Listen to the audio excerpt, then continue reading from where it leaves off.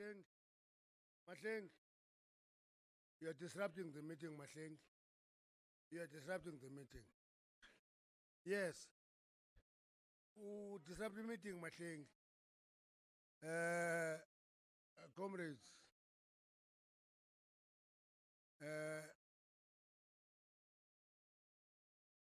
President and the SG are disrupting the meeting.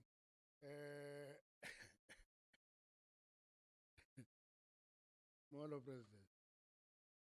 Kunjani? Mamelani. First of all, let's apologize for the late start.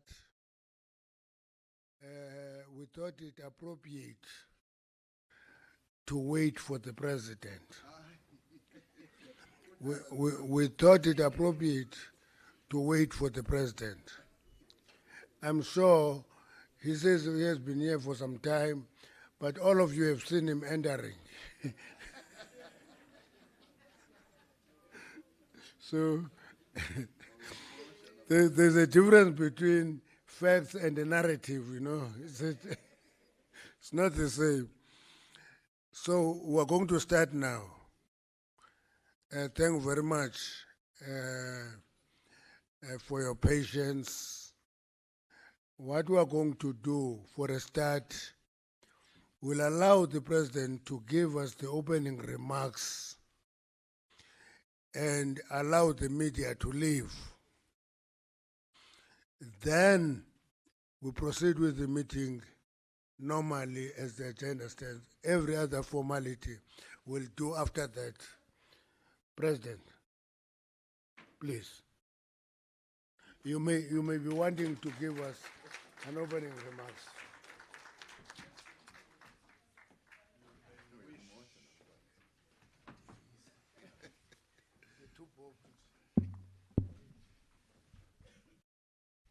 National Chairperson, national officials and members of the National Executive Committee of the African National Congress. We agreed that we would have this meeting to discuss local government. So therefore, we welcome you all to this special meeting of the NEC, because we are here today to deepen our resolve and to streamline our strategies and strengthen our programs to address the deep-seated challenges across the local government sphere. It is important for us, as we discuss the challenges of local government, to remember what the drafters of our Constitution, who through the broad and rigorous consultation process that was embarked upon, envisaged what the role of local government should be in the state architecture we constructed. Our Constitution established local government as a distinct sphere of government alongside national and provincial government, with the responsibility to promote democratic governance by bringing government closer to the people and give communities a say in decisions that affect their lives. The objects of local government in terms of include providing democratic and accountable governance, ensuring sustainable service delivery to the people of South Africa where they live, promoting development in the areas where they live, promoting a safe and healthy environment, and encouraging community involvement, particularly in the decisions that are taken that affect their lives. Local government is effectively the front line of service delivery. It is responsible for and meant to deliver our key objective of a better life for our people by ensuring that they have the basic necessities that can improve their lives through the provision of water, sanitation, electricity distribution, waste management, roads, housing approvals, and construction, and community facilities. Municipalities are also meant to play a central role in infrastructure development, such as roads, street lighting, and public transport systems. The citizens of our country expect quality service delivery that should have an impact on their daily lives. It is this that determines our people's trust in government at local, provincial, and national level. One of the key functions of our municipalities is to promote economic growth by creating conducive environments for investment and business development.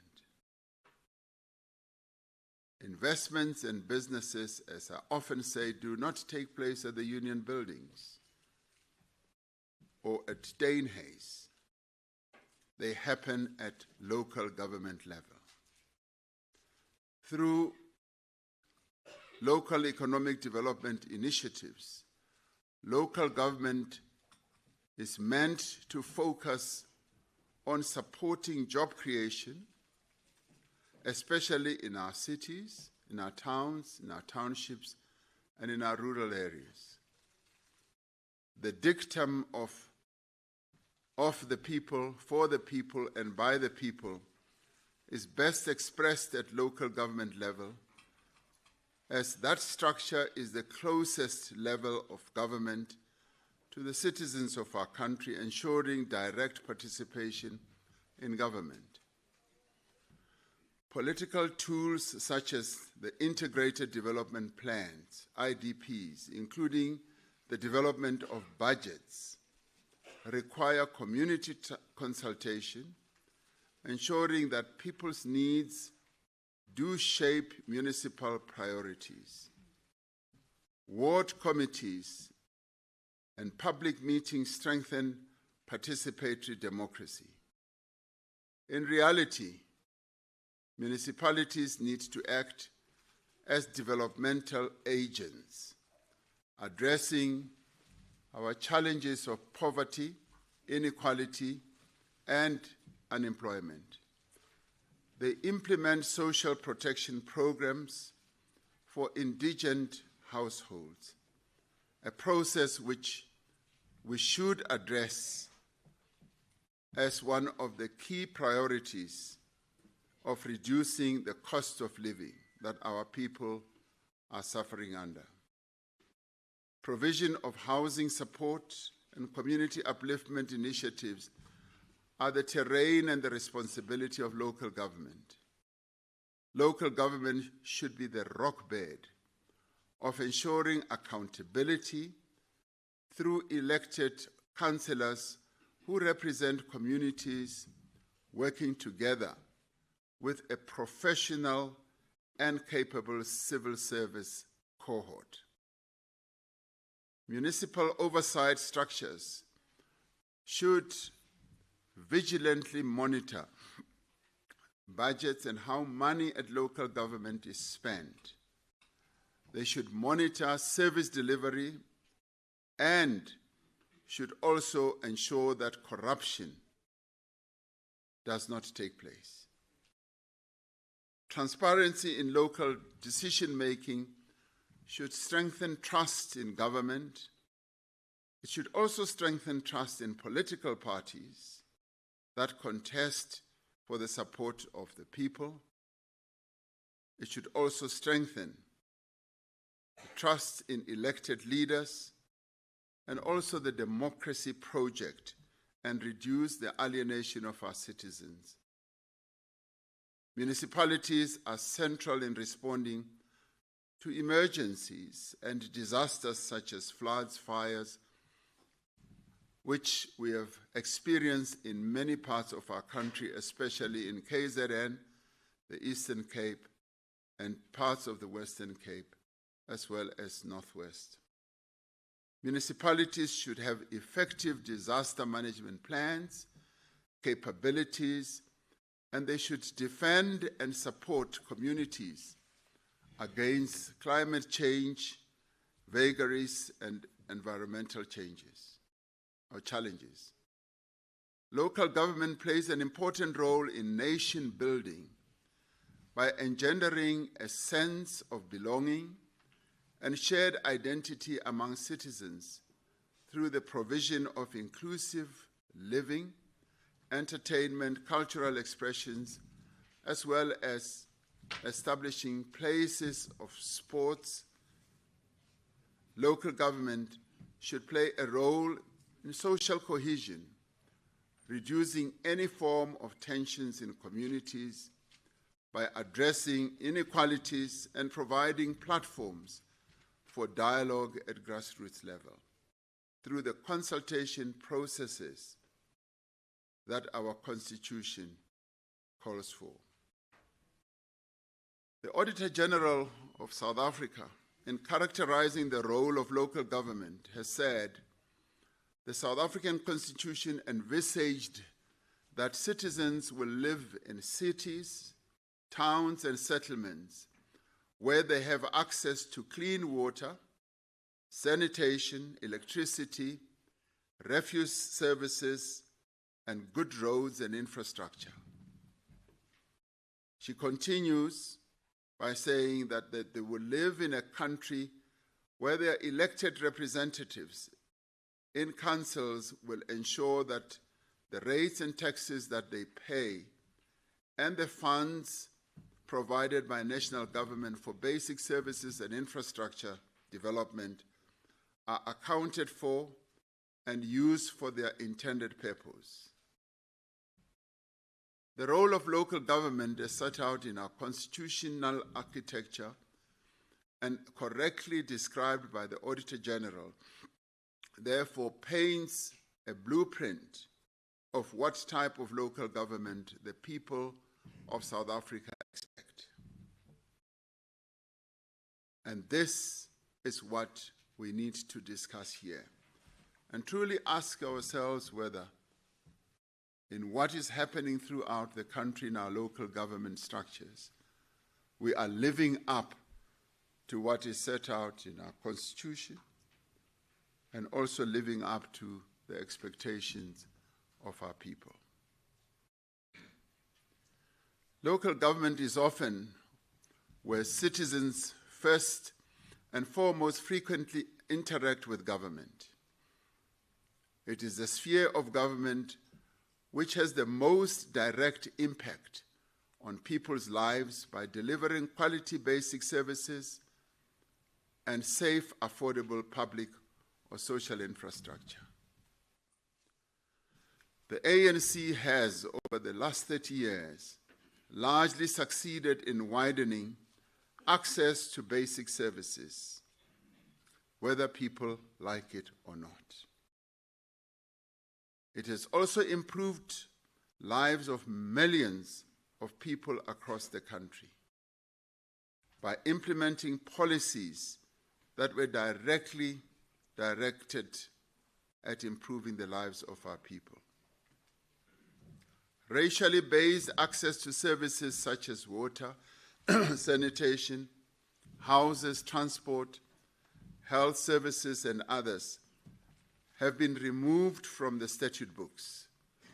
Despite this real progress, certain apartheid economic and spatial legacies still influence how people experience and interact with government.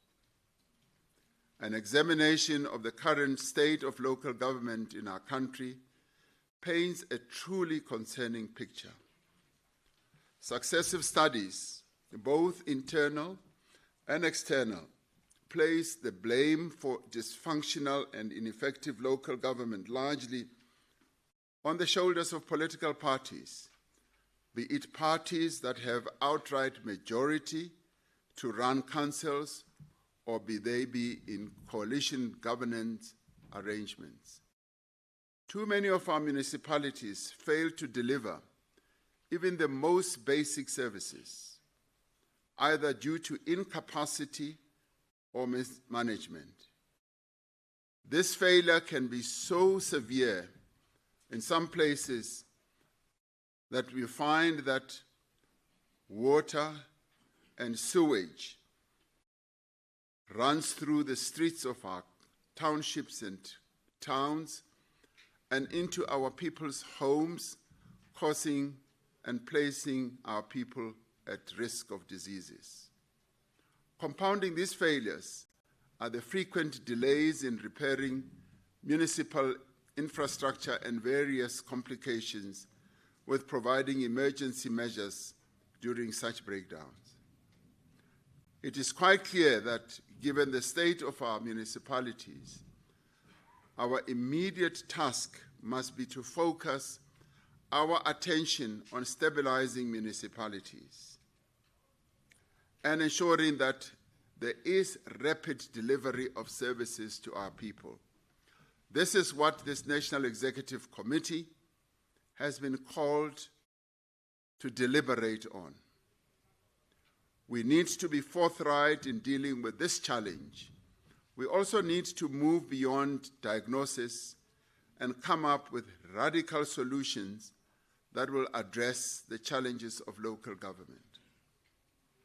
Various reports by the Auditor General, COCTA at a national level, and the ANC internal research, and ordinary South Africans highlight the issues of political divisions and instability, as well as governance and administrative failures, as being amongst the main drivers of our local government challenges. Officials who are meant to assist citizens are often not capable of addressing people's concerns, or at times work against the people. Sometimes even elected representatives get involved in acts of malfeasance or corruption, and at times in criminal activities working against the people. There are instances of a number of people in our local government structures who are involved in acts of criminality or stealing the resources of our people. And this, in many ways, is betraying the sacred duty that is entrusted to all of us. One of the key problems identified as debilitating the functioning of our municipalities is the continued practice of unauthorized, irregular, and wasteful expenditure, as well as corruption. The lack of accountability and consequence management structures and processes is widespread. This problem is exacerbated by the lack of institutional capability for credible performance.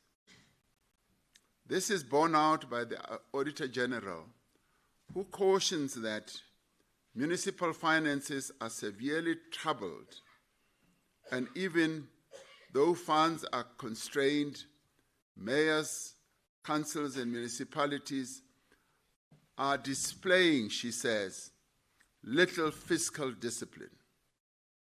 Money paid by residents and funded from the national purse is often wasted through poor financial and procurement decisions and project failures.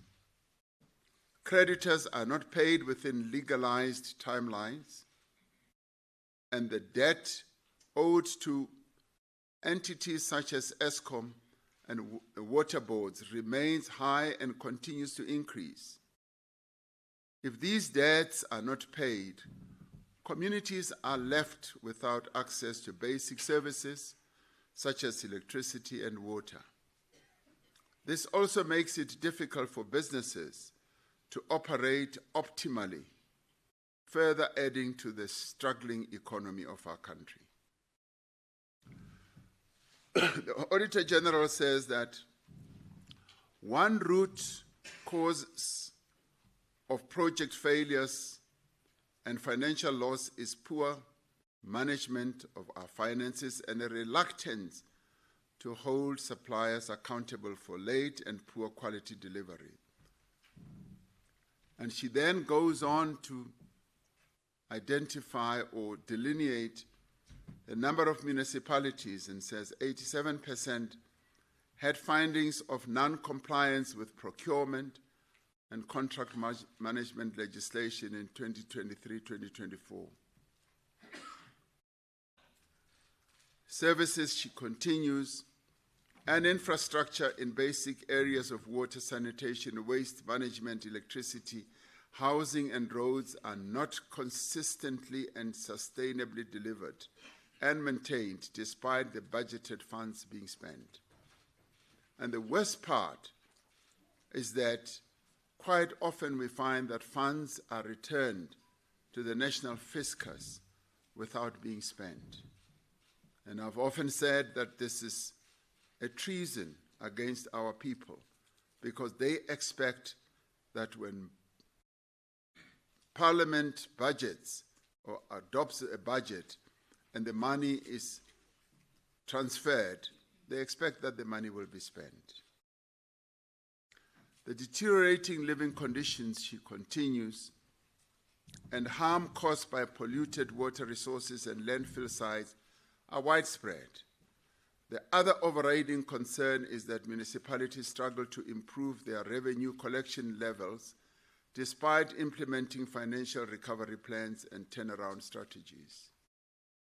Infrastructure delivery and maintenance are also still not receiving enough attention. The lack of accountability at most metros as well is clear from the slow response to that they observed. It is rare for metro leadership, she says, to account to provincial legislatures and parliament. Now, a culture of performance accountability and transparency and institutional integrity is not ingrained in many of our local government entities. Fully functional and high-performing local government entities will have a significant impact on the lives of most South Africans, as well as businesses that operate in the local spaces. Now, these are the challenges that the Auditor General has identified, which need to be addressed. We have often glossed over the reports that are issued and not paid close attention. This National Executive Committee is now called upon to look at all these challenges and find solutions. Now, some of the challenges, or many of them, are often caused by poor or inadequately skilled personnel who lack the required skills to address our people's concerns. Most concerning, a lack of requisite financial skills is often highlighted all too often. If one goes through the Auditor General's report, you'll find that many of our municipalities simply do not even have the skills to do management accounts, not even audited financials, just monthly management accounts. And what they often do is to outsource that whole function.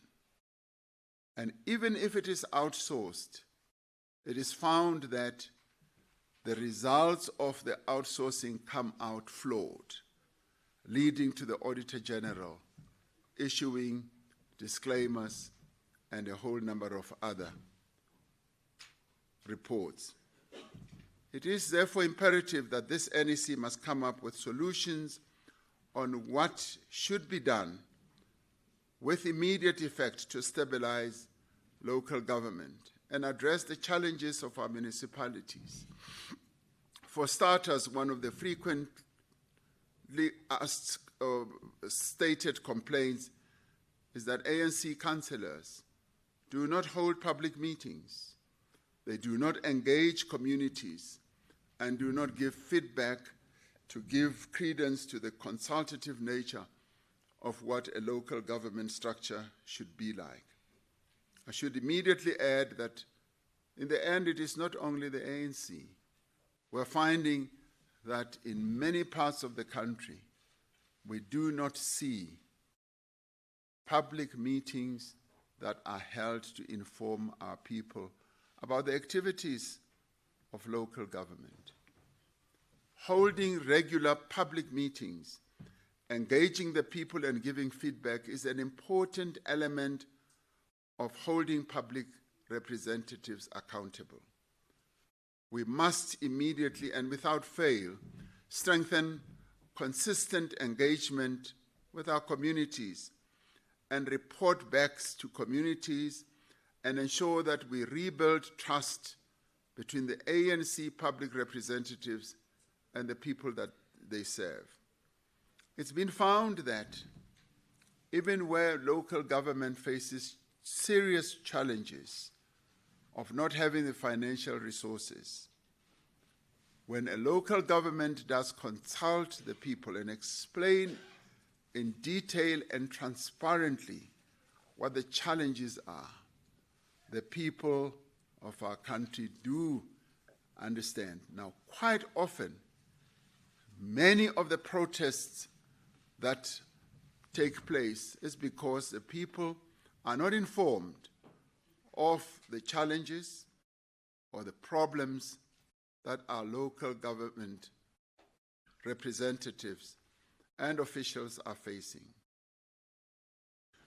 Now, this is going to require collaboration to solve problems such as those between communities, civil society, government, organized labor, and business in every locality. The district development model needs to be implemented vigorously to rebuild local government. And we have seen how effective the district development model, when it is properly implemented, can yield. We've seen how it has turned around eThekwini local government. Durban was just going on a down sort of trajectory and had lost its luster of being the tourism mecca of our country. And it was when the district development model was implemented, when we established the presidential working group, which brought together national government, provincial government, and local government, business, labor, and community-based organizations, that we were able to turn Durban or eThekwini around. That is precisely what we saw happening. And it is a solution that we need to apply in many other places. We've set up a presidential working group for Johannesburg, and we are now being requested to set a same type of solution to many other metros particularly. All too regularly, corruption, mismanagement, and an outrageous lack of consequent management and accountability allow dysfunctionality to continue with impunity, thus prolonging the suffering of our people living in affected communities. Now, this must end, and this NEC must take bold decisions on how we are going to address this. This failure at local government level feeds into a narrative about a failing and declining ANC, and thus provides further ammunition for our detractors. The ANC, therefore, needs to be bold in taking action to resolve the dysfunctionality at local government level by dealing with this elephant of corruption and malfeasance. The following steps should be embarked upon to address some of the key challenges we face in local government.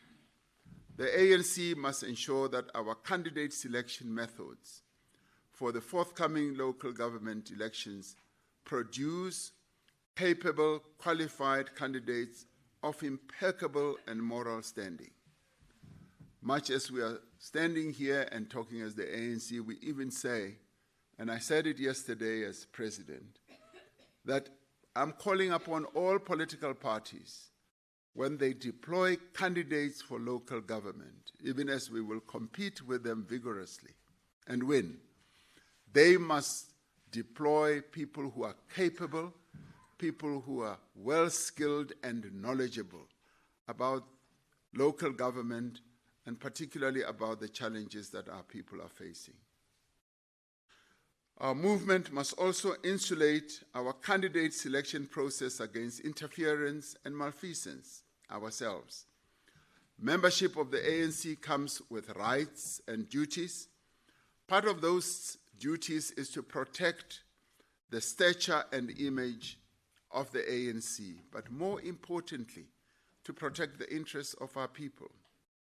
But what is more important is that if the conduct and behavior of anyone deployed acts against the interests of our people through abusing or stealing the resources of the people and harms the standing of the ANC must take steps without delay to take action.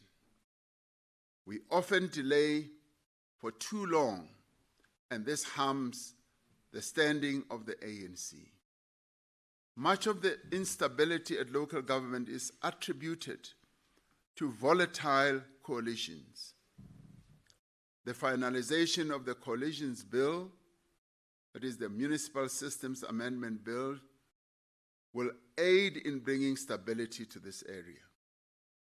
ANC legislators and structures must continue to take the lead in ensuring that changes in coalition partners or municipal leadership do not destabilize service delivery that should be delivered to our people. Our movement must continue to strengthen oversight and accountability, most notably the work being done to hold ANC public representatives accountable against clearly set out objectives.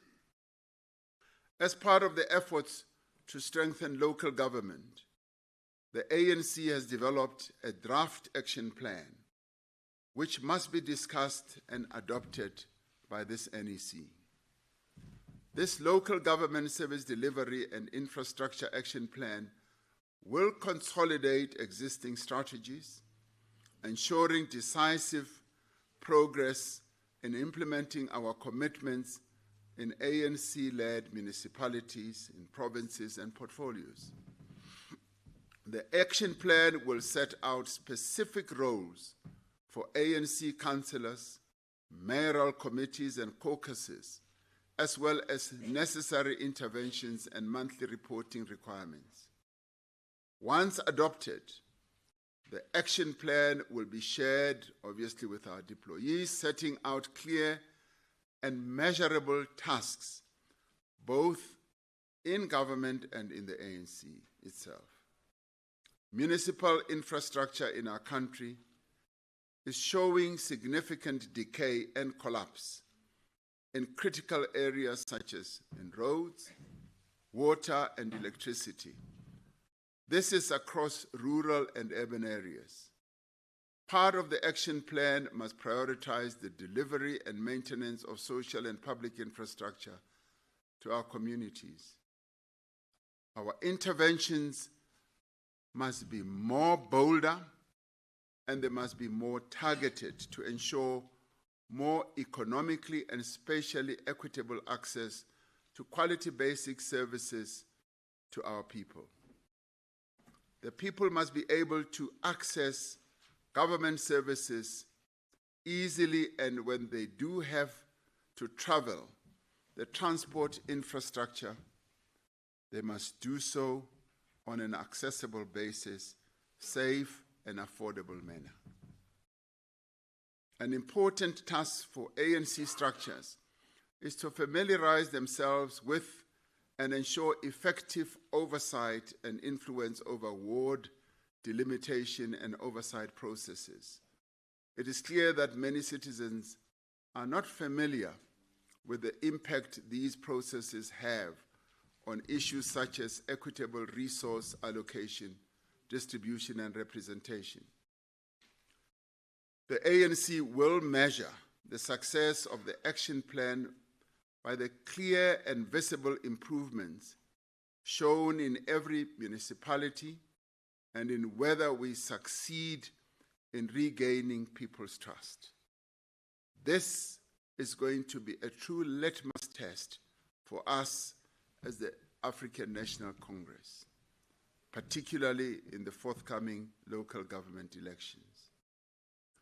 Drawing on lessons learned, and we are learning from interactions with the people of our country and from formal processes such as the submissions received through the white paper on local government review process, we must focus on stabilizing municipalities and delivering quality services by coming up with innovative ideas of how we can reform local government so that it can function to advance the interests of our people.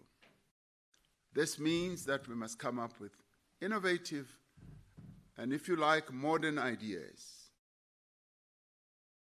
of the processes that can improve local government, including how we fund major projects at local government level.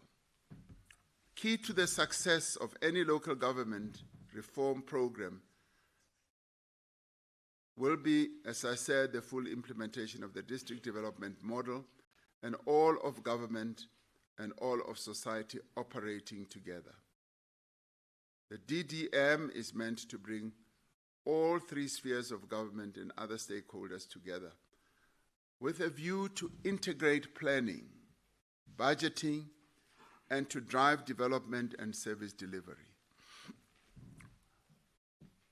It will be important for members of the executive and other public representatives who have been appointed as DDM champions to play their roles fully and drive cooperation and collaboration across the three spheres of government. And I must say that the deployment of ANC, NEC deployees, as well as the champions even at government level, where comrades and deployees are living up to their deployment, tends to pay a lot of dividends.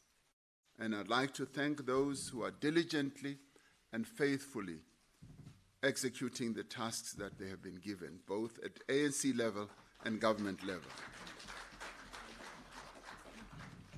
One of the other discussions that we must have is to discuss the funding of municipalities. There are many municipalities that are struggling as a result of a lack of a meaningful tax base. We cannot postpone this matter any longer. The debt burdens that many of our municipalities have should also be addressed. Many owe billions of rands to Eskom and water boards. But at the same time, government entities also owe municipalities billions of rands. Effective solutions must be developed to deal with this problem. The ANC must be bold in dealing with the challenges that our municipalities are facing. And this NEC must be decisive to rebuild our local government. Local government, in the end, is the heartbeat of our country's democracy. It shapes daily life, it drives local economies, and ensures that governance is responsive to our people's needs. Strengthening municipalities or local government is central to achieving both the NDP, the Agenda 2063, and the Global Sustainable Development Goals. We must therefore be firm in holding our local government deployees and officials to a much higher standard of performance and accountability, and must strictly hold the 4,853 of our ward and PR councillors to their legal duties and requirements set out in the action plan.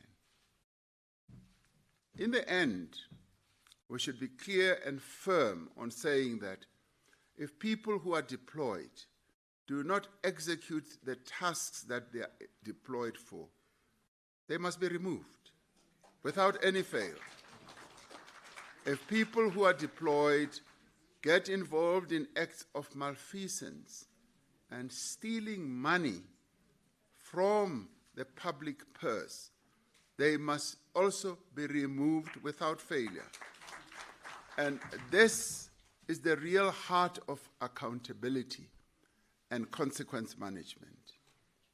We all need to now know that if we do not act in accordance with what we are expected, and if we do not give high performance for the tasks that we are meant to execute, all of us, all and sundry, be it elected officials or representatives rather, or appointed officials, we should now know that the concept of consequence management and accountability is now going to have big legs, and people will be held accountable. And the evaluation processes of what we do will also get into top gear to ensure that we do, in the end, do what our people expect. Failure to perform will have dire consequences for our people. The ANC must lead from the front to address this challenge. We have addressed many difficult challenges in the past, difficult challenges that many people thought would collapse the ANC. And those challenges did not, as we addressed them. I do believe that we can do this, and in the end, we must do this. We must act not only in the interests of the ANC, but in the interests of our people. The ANC is a servant of the people, and that servanthood is fully exemplified at local government level. So this NEC, therefore, as it meets this weekend, must focus on this issue of local government. I thank you.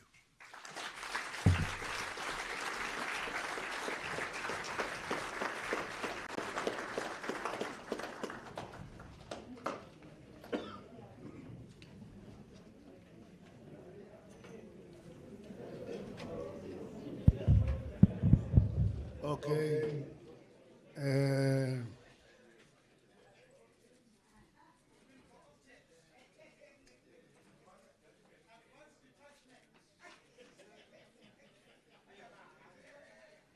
Masanza Ngolshobo, may we request members of the media to leave?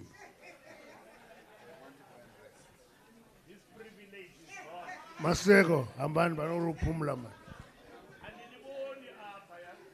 Masego, bano pumula. Can you pumula Masego, please? Ambani.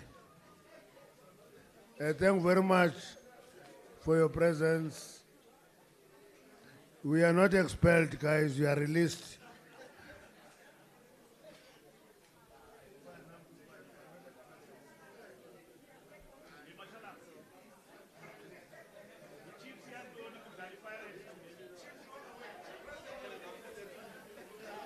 Guys, get moving.